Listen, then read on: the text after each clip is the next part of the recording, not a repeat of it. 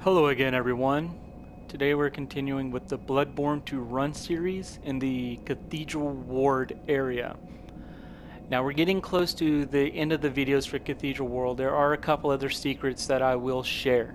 Today we will be going over the path to get the Vicar Amelia without the Hunter Chief emblem that you can buy from the Hunter's Dream Hub from the Messenger.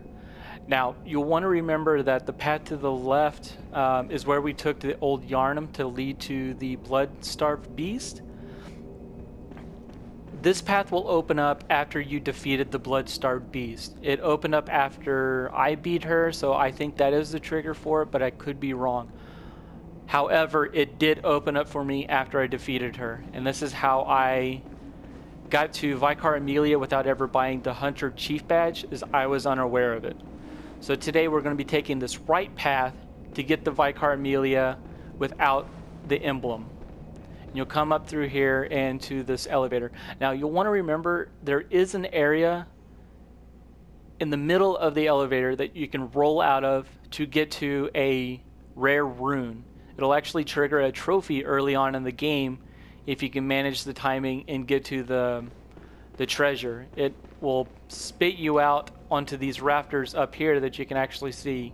You just come right back around and you can go right back up. It's no big deal. There's no enemies up there, so it's nothing to worry about. So the first step you want to do is you'll want to come out to this bridge and go right. There is an enemy in here, but he's super slow. You can just avoid him. A guy will be up here on the path that you can just run around. Just like the normal mobs, just run around them. They're super easy.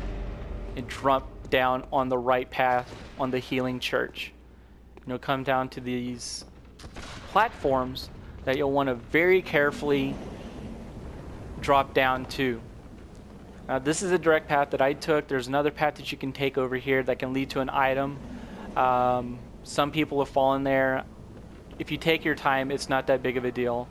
I just go this way as at this point in the game I have plenty of health to deal with the drops. So you'll want to note that it's very hard to see down here. There is a platform down there that you can drop down on, but from this angle it's very hard to see. I find it easier to drop down onto this little tiny platform right here that's sticking out. So you'll want to drop down here, and there's actually an item here for your messenger. I believe it was a hat when I picked it up. I could be mistaken, but it is an item for your messengers. So you'll want to heal up, and you'll see this platform running right down the middle of the room. At first time I did this, I didn't see it, and I plunged to my death, but if you wait a minute, you'll see it come into light, and very carefully just walk off right here. You'll land there, you take pretty decent chunk of damage, but shouldn't be enough to kill you at this point.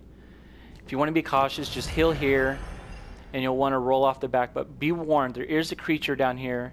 It's kind of like a mix of a humanoid, werewolf type creature. It's got horns on it, but he also carries a rune called the Beast that boosts your transformation into a beast state.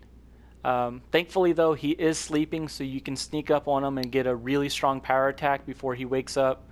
And if you flurry attack him, most of the time he'll go down before he even gets a chance to attack. So the next step is we'll want to drop down to this next platform, just roll over and land on there. Not that much damage. Just roll off. Now, after you beat him, you can bait him if you want. Bait him if you don't want to fight him, and then open up the door, as you'll always be invulnerable like you do. But this next part is you'll want to immediately go left. There are two crows that you have to deal with, but as crows are, you can either kill them or just run past them. They're not too hard to avoid. And you'll want to just keep hugging left and then hug left and then go to this elevator immediately. Jump into the elevator and it'll bring you right up to a shortcut to a path that you will remember from one of the previous videos. Now it'll come to this path. There's an item right there that you can pick up, but you should recognize this path right here.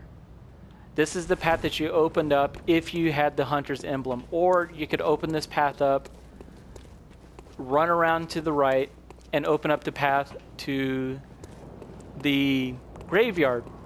Now this is the area that you open up if you bought the Hunter Chief badge. so you can always come back to it later if you want. But now we want to continue up the stairs. Just keep avoiding the enemies. Every time you get a break, just heal your stamina and just keep running. Don't stop, don't hesitate, just keep running. The goal you want to do is just get in through the door, as it will stop the enemies from proceeding on. I've never seen them past the door. It's probably because this is the boss area and they just won't go past it. So there you go. That's how you get to Vicar Amelia without the Hunter Chief emblem. Now, you could take the other pass if you decide to buy it early on. It's only 10 grand, but some people find spending 10 grand that early in the game is really hard to do on an item without it being leveling up. So it's up to you. You can wait to come here. I find her much easier after the Bloodstarved. Compared to the Bloodstarved, she's definitely easier to deal with. I have videos on how to beat her using side strats, so definitely check those out if you're having problems with her.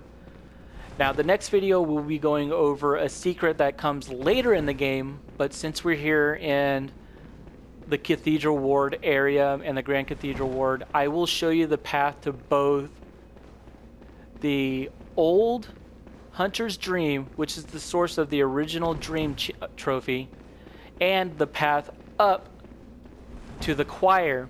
Now, you'll want to note that you can't get to the choir without getting a key from another location.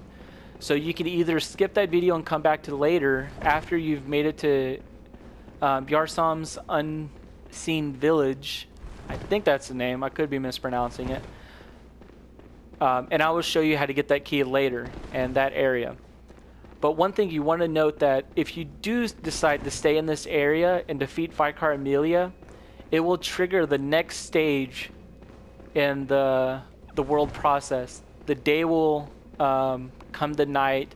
There will be new enemies running about, and there is one enemy that is running around that's carrying a bag that you'll notice. They're very tall, super slow people that you can get killed by.